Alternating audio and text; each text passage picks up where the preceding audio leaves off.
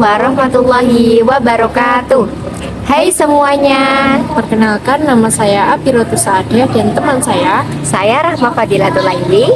Hari ini kita akan membahas mengenai topik yang sangat relevan dan kompleks, yaitu fundamentalisme Islam di Indonesia.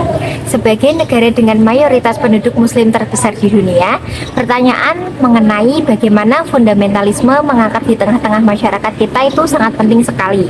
Kita di sini akan berbincang mengenai banyak hal dari berbagai faktor yang mempengaruhi fundamentalisme itu sendiri, dimulai dari kondisi ekonomi, politik, hingga dinamika sosial yang melatar belakanginya. Selamat menyaksikan. Oke, berbicara mengenai fundamentalisme sendiri, menurut Rahma, apa sih fundamentalisme Islam? Oke, kalau menurut aku sendiri ya, fundamentalisme Islam itu merupakan sebuah ajaran atau organisasi yang mereka itu mengajak umat Islam untuk kembali kepada ajaran pokoknya atau ajaran terdahulu, begitulah. Nah, adanya fundamentalisme ini tuh muncul karena organisasi ini tuh khawatir terhadap modernisme yang sekarang ini. Mereka menganggap fundamentalisme itu tuh menganggap bahwa modernisasi sekarang itu kayak mengotori agama gitu loh. Jadinya lahirlah modernisasi gitu. Jadi pada intinya fundamentalisme Islam ini kembali kepada pokok-pokok ajaran Islam seperti yang Iya, begitu. Untuk sejarah fundamentalisme sendiri, pemahaman kamu itu gimana? Oh, kalau sejarahnya fundamentalisme sendiri itu tuh lahirnya fundamentalisme dulu ya. Fundamentalisme itu tuh sebenarnya bukan dari Indonesia, fundamentalisme itu tuh dari luar, berarti kayak barat ya, kita menyebutnya ya, bangsa barat. Lebih dikenal waktu zaman dahulu itu sebagai apa ya, komunitas yang biasa dipakai oleh di gereja gitu loh. Dan itu lahir setelah pasca perang dunia pertama, begitu. Dan sebenarnya kalau berbicara tentang fundamentalisme yang berasal dari barat, tentunya sebenarnya dalam bahasa Arab sendiri ada kata sepadan dengan fundamentalisme yang disebut dengan istilah usuliyah, di mana usuliyah ini berasal dari kata al-usul yang merupakan bentuk jamak dari al-asal yang berarti pokok atau dasar, sehingga di sini usuliyah juga diartikan sebagai berpegang pada ajaran-ajaran pokok Islam. Dan menurut saya membaca referensi-referensi dari berbagai jurnal itu, sebenarnya istilah usuliyah ini muncul lebih dahulu daripada istilah fundamentalisme, karena pada waktu itu Islam juga sudah mengajarkan pokok-pokok ajaran seperti usul fikih dan juga usul adin.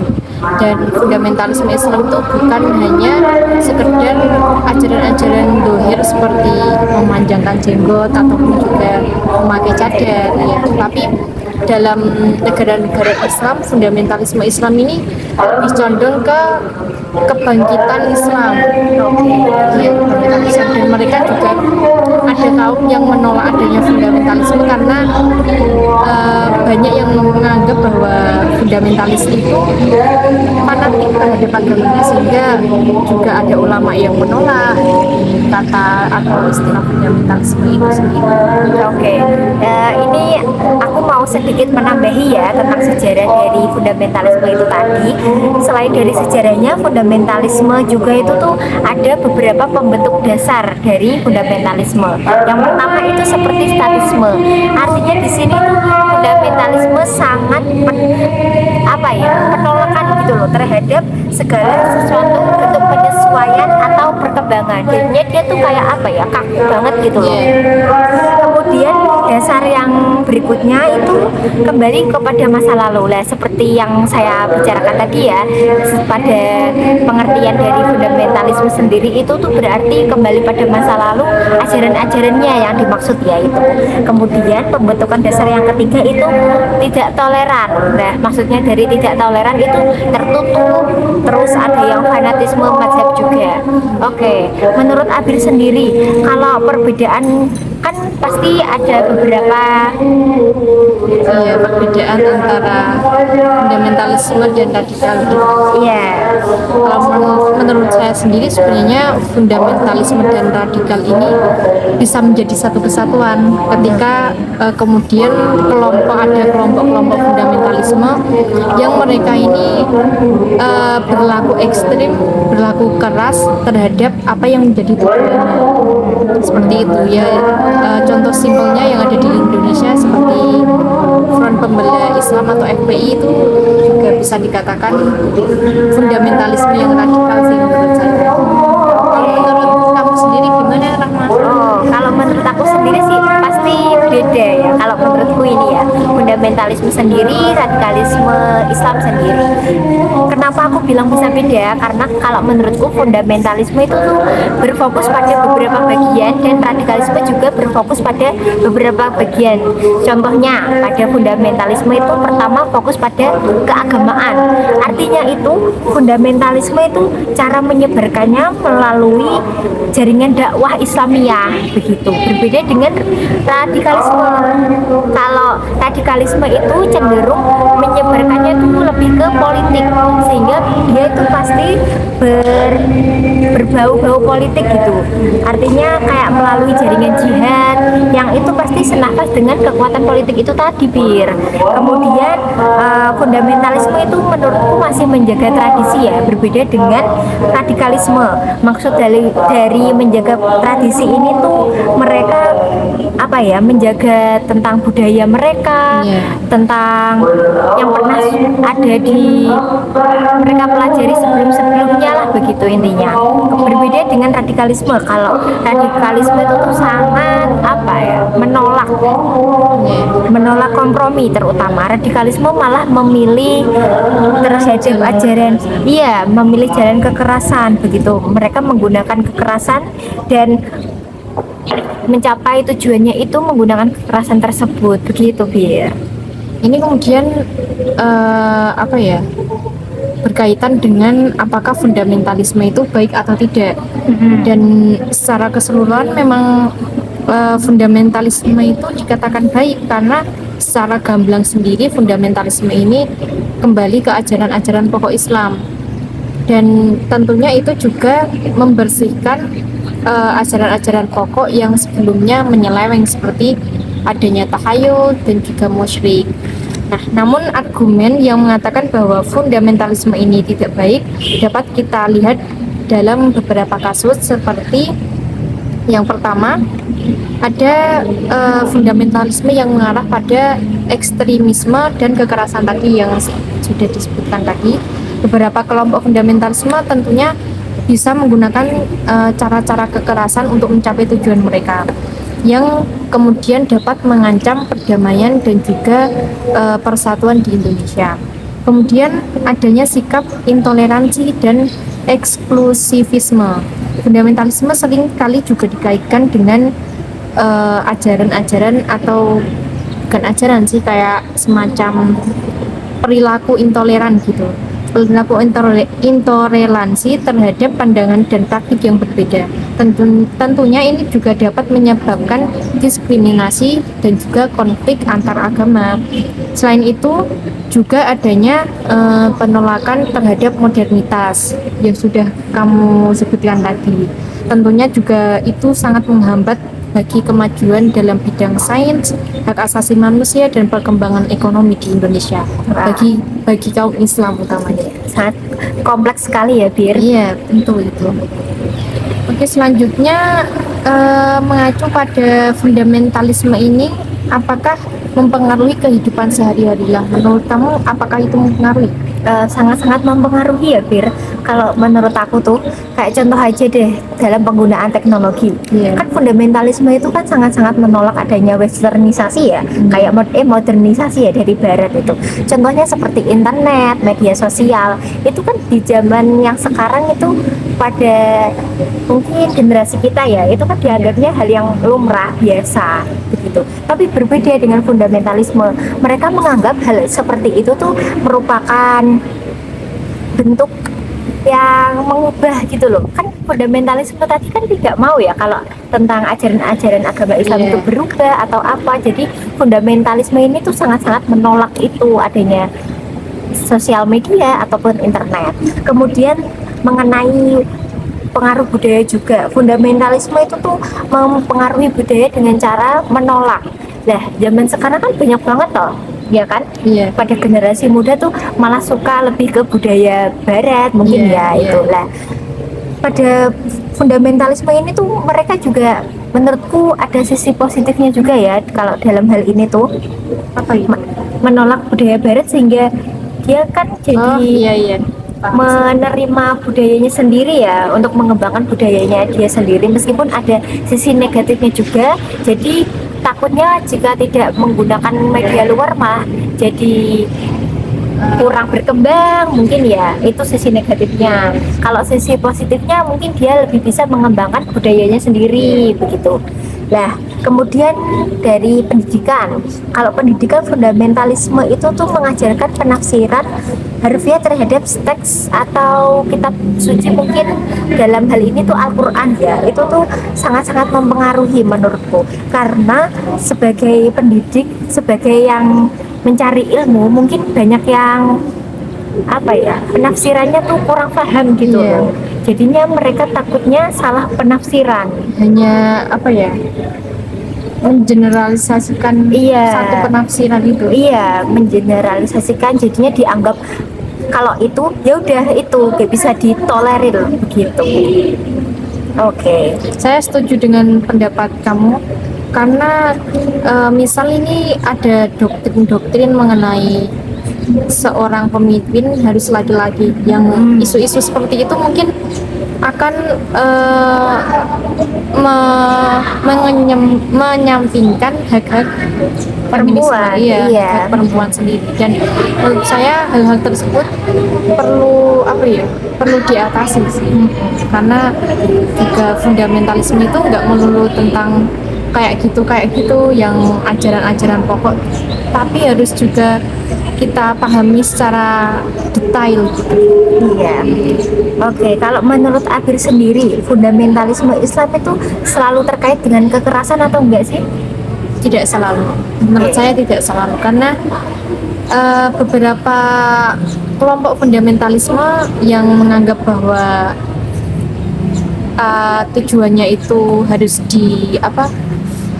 dicapai dengan kekerasan, maka itu menurut saya ya bisa dikatakan fundamentalisme radikal, karena itu juga akan mempengaruhi dengan semua kondisi negara Indonesia. Tapi tidak melulu juga semua kelompok fundamentalisme itu melakukannya dengan kekerasan. Ada kelompok-kelompok fundamentalisme yang justru mempromosikan ideologi syariat Islamnya dengan hal-hal yang damai, seperti mereka mendakwahkannya atau juga melakukannya dengan membuka situs-situs, bukan situs sih, kayak apa ya, program-program pendidikan. Jadi tidak melulu fundamentalisme itu tentang kekerasan. Oh, oke. Menurut kamu sendiri, kan di Indonesia ini juga tidak hanya ada kelompok fundamentalisme, tapi juga ada kelompok Islam moderat. Lah, menurut kamu apa peran organisasi Islam moderat terhadap fundamentalisme Islam? Oke, kalau berbicara mengenai organisasi moderat ya yang di Indonesia, pasti kita tuh selalu berpikir kepada Nahdlatul Ulama dan Muhammadiyah, karena dua organisasi Islam tersebut yang paling terbesar ya mungkin ya di Indonesia ini. Nah, kayak contohnya saja aku mengambil dua tadi ya, organisasi NU dan Muhammadiyah. Menurutku kedua organisasi ini tuh udah mengupayakan sebaik mungkin ya. Mereka organisasi dua ini tuh telah memainkan peran penting dalam menanggulangi fundamentalisme tersebut. Contohnya mempromosikan pastinya ya Bir, entah itu lewat program pendidikan, entah itu dialog antar agama ataupun kampanye untuk mencegah radikalisme itu sendiri gitu Bir. Oke, kalau menurut Afir sendiri nih, tadi kan udah membahas tentang organisasi-organisasi moderat di Indonesia ya itu. Kalau dari pemerintahannya sendiri, itu tuh respon pemerintah Indonesia terhadap fundamentalisme itu gimana sih, Bir? Sebenarnya kalau kita melihat respon pemerintah, kita bisa flashback ke masa Orde Baru, di mana pada masa pemerintahan Presiden Soeharto beliau mengeluarkan asas tunggal yaitu Pancasila, karena salah satu alasannya ya karena untuk menanggulangi kelompok-kelompok yang ingin membuat ideologi seperti mungkin fundamentalis Islam ingin menjadikan ideologi syariat Islam sebagai ideologi negara. Sedangkan padahal tentu itu tidak bisa tercapai, karena ketika kita melihat Indonesia ini kan negara yang majemuk, negara yang memiliki beragam agama yang dianut oleh masyarakatnya, sehingga kita tidak boleh dan tidak bisa menjadikan Islam atau syariat Islam ini sebagai dasar patokan bagi negara kita. Sehingga kemudian Presiden Soeharto akhirnya menanggulangi hal itu dengan mengeluarkannya asas tunggal Pancasila untuk keberagaman agama di Indonesia. Kemudian pada masa Jokowi juga kita melihat ketika isu-isu Front Pembela Islam seperti FPI gitu, mereka kan juga dibubarkan oleh Presiden Jokowi karena terlihat seperti menentang adanya ideologi Pancasila. Mungkin itu beberapa respon pemerintah terhadap fundamentalisme. Kalau tadi membahas mengenai beberapa aspek terkait fundamentalisme Islam di Indonesia, terus sekarang ini kira-kira menurut Rahma ada nggak sih hubungan antara fundamentalisme dengan feminisme yang akhir-akhir ini menjadi isu yang sangat hangat diperbincangkan di kalangan masyarakat? Ini sangat menarik ya antara feminisme dengan fundamentalisme sendiri. Kalau menurutku dua organisasi, bisa disebut organisasi ya ini ya, atau suatu paham lah gitu, itu sangat bertentangan sih menurut aku sendiri. Karena dari pengertiannya sendiri aja ya, seringkali fundamentalisme itu kan lebih ke ajaran agama yang mereka tuh mempertahankan tradisi gitu. Tetapi dalam praktik fundamentalisme sendiri itu tuh mempertahankan kekuasaan patriarki gitu, dan menghambat kemajuan perempuan. Lah di sini kan berarti kan sangat bertentangan ya adanya feminisme itu tadi. Lah fundamentalisme itu tuh sering juga menganggap perempuan itu sebagai makhluk yang lemah, kemudian tidak memiliki kekuatan, sehingga mempertahankan kontrol laki-laki terhadap perempuan. Intinya mereka tuh kayak apa ya, laki-laki di setiap hal itu harus menjadi pemimpin gitu ya, dalam pandangan mereka. Jadi ini kan sangat bertolak belakang ya gitu. Juga membatasi hak perempuan. Iya benar sekali.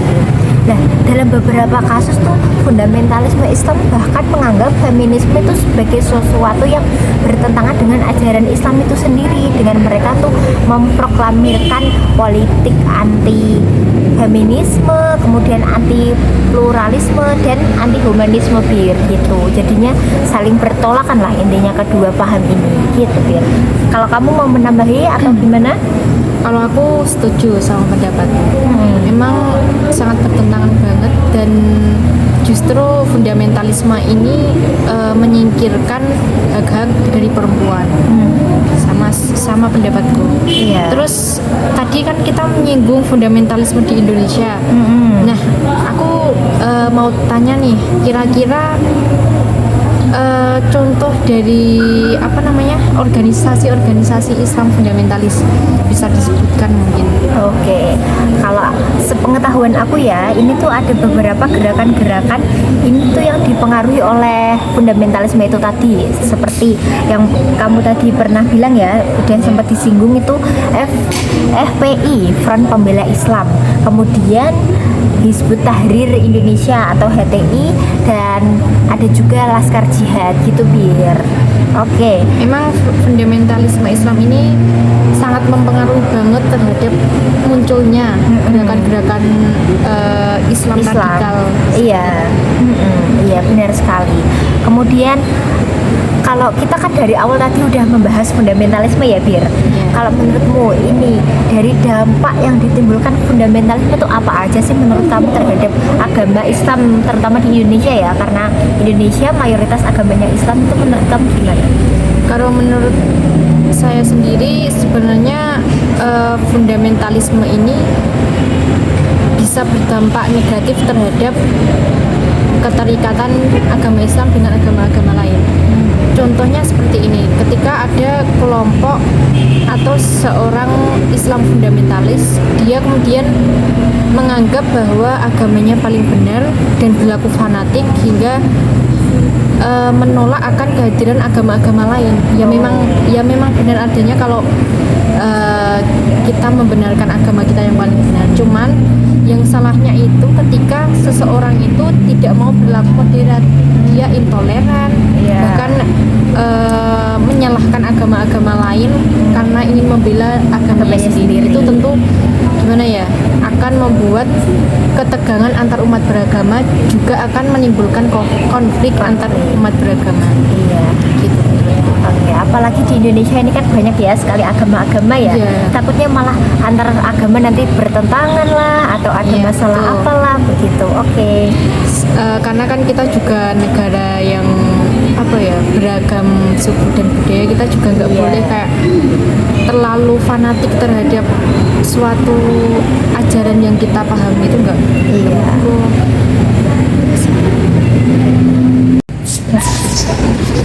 Oke, Rahma, selanjutnya aku mau tanya mengenai bagaimana sih peran perempuan dalam gerakan fundamentalisme Islam? Apakah perempuan memiliki pengaruh terhadap fundamentalisme Islam? Oke. Kalau ini menurut aku ya pribadi, perempuan itu dalam gerakan fundamentalisme ini tuh sangat terkesan sih Bir, menurutku. Karena apa? Perempuan tuh seringkali terbatas dan terikat pada interpretasi konseptif terhadap ajaran Islam itu. Jadi secara umum perempuan itu tuh dalam gerakan ini cenderung diperintahkan untuk mematuhi penampilan, terus kemudian peran domestik, dan serta partisipasi sosial. Mereka dalam konteks ini perempuan itu diarahkan untuk menjaga nilai-nilai tradisional dan menopang struktur sosial yang ada. Nah, meskipun begitu, variasi dalam pengalaman perempuan dalam gerakan fundamentalisme ini tuh berbeda-beda Bir konteksnya gitu. Beberapa perempuan mungkin melihat diri mereka itu sebagai aktor aktif dalam memperjuangkan nilai-nilai agama yang mereka yakini, sementara yang lain mungkin merasa terkekang atau tidak dihargai dalam lingkungan yang penuh dengan aturan yang ketat gitu. Penting untuk dicatat ya, bahwa pandangan dan pengalaman perempuan dalam gerakan fundamentalisme Islam ini tuh dapat sangat bervariasi tergantung pada negara, kelompok, dan interpretasi agama yang digunakan gitu Bir.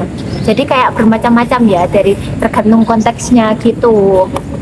Kalau menurut kamu sendiri, fundamentalisme itu kan banyak mempengaruhi dalam segala bidang ya.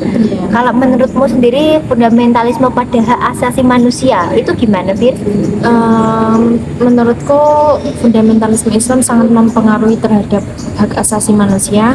Yang pertama mungkin dalam hal penafsiran syariah, di mana banyak gerakan fundamentalisme Islam yang menganut pandangan bahwa syariah atau hukum Islam harus menjadi landasan utama bagi hukum dan tata kelola negara. Hal ini dapat mempengaruhi hak asasi manusia jika interpretasi syariah menghasilkan perlakuan yang tidak adil terhadap perempuan, minoritas agama, atau individu yang dianggap melanggar norma-norma agama. Kemudian yang kedua juga bisa mempengaruhi terhadap hak asasi perempuan juga. Seperti yang tadi kamu udah jelasin, beberapa gerakan fundamentalisme Islam menerapkan interpretasi konservatif terhadap ajaran Islam yang membatasi hak-hak perempuan, seperti hak untuk bekerja, hak waris, atau akses terhadap pendidikan dan kesehatan yang setara dengan laki-laki. Kemudian juga yang ketiga ada hak kebebasan beragama, karena gerakan fundamentalisme Islam seringkali memiliki pandangan bahwa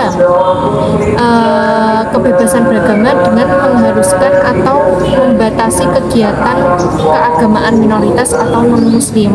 Jadi mereka ini ya kayak tadi berlaku tidak intoleran dan juga memberlakukan hukuman bagi penyebaran atau praktik agama lain di wilayah yang mereka kuasai. Dan yang keempat ada hak LGBT dan minoritas seksual.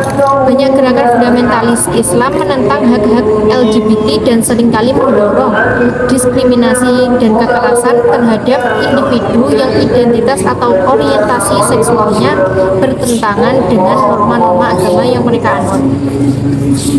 Dan yang terakhir mungkin dalam hal perlindungan terhadap kekerasan, dalam beberapa kasus gerakan fundamentalisme Islam ini juga dapat membenarkan atau bahkan mendorong tindakan kekerasan terhadap individu atau kelompok yang dianggap melanggar norma-norma agama atau memusuhi gerakan tersebut. Mungkin itu beberapa beberapa pengaruh fundamentalisme Islam terhadap hak asasi manusia. Nah, kemudian nih berbicara tentang tadi ya fundamentalisme Islam dalam Indonesia di Indonesia. Kemudian menurut kamu bagaimana cara mengatasi penyebaran ideologi fundamentalisme bagi generasi muda? Kan kita melihat bahwa generasi muda ini rawan sekali atau mudah sekali mengikuti era-era yang mungkin mereka belum mengetahui keasliannya. Dan menurutku kamu bagaimana? Oke, ini termasuk seperti kita ya, generasi muda ini yang gampang terhasut gitu, gampang mudah memasuki organisasi tanpa melihatnya terlebih dahulu. Nah, kalau menurut aku pribadi, kita tuh harus mempunyai beberapa strategi gitu yang perlu dipertimbangkan terlebih dahulu sebelum kita memasuki sebuah organisasi atau satu paham yang ingin kita ikuti gitu. Yang pertama, seperti kita tuh membangun pemahaman yang kuat tentang nilai-nilai toleransi, inklusif, pluralisme dalam pendidikan formal maupun informal dalam diri kita Jadi kita tuh mengetahui terlebih dahulu gitu sebelum langsung ke organisasi itu.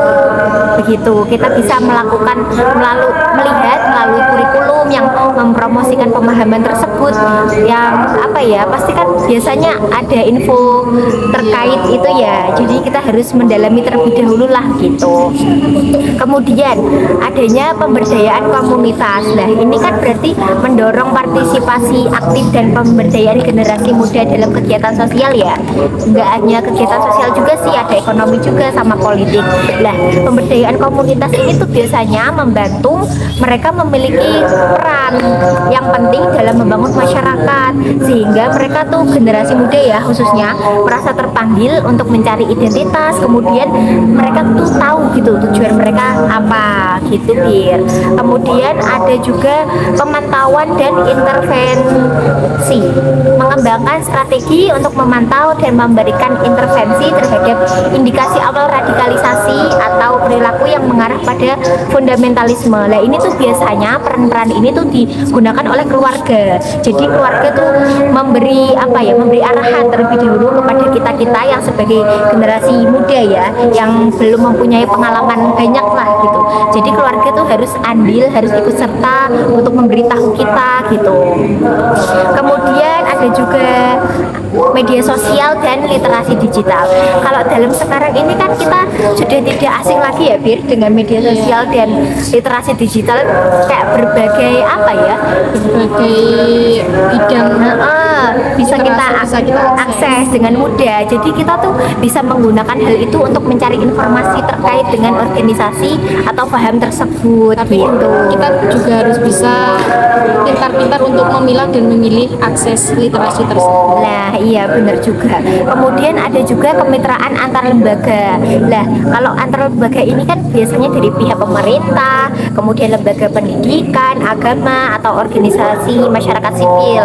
Nah, itu tuh fungsinya untuk memperkuat upaya pencegahan radikalisasi ini. Jadi mereka mungkin mengadakan kolaborasi begitu ya dengan generasi muda agar memberi kampanye ataupun sosialisasi begitu. Berarti pada intinya itu kita sebagai generasi muda itu jangan mudah mengikuti organisasi yang belum kita tahu sumbernya atau belum kita tahu dari mana itu organisasi, karena banyak sekali organisasi-organisasi yang mungkin menurut kita itu bagus, ternyata malah menyeleweng dari ajaran kita.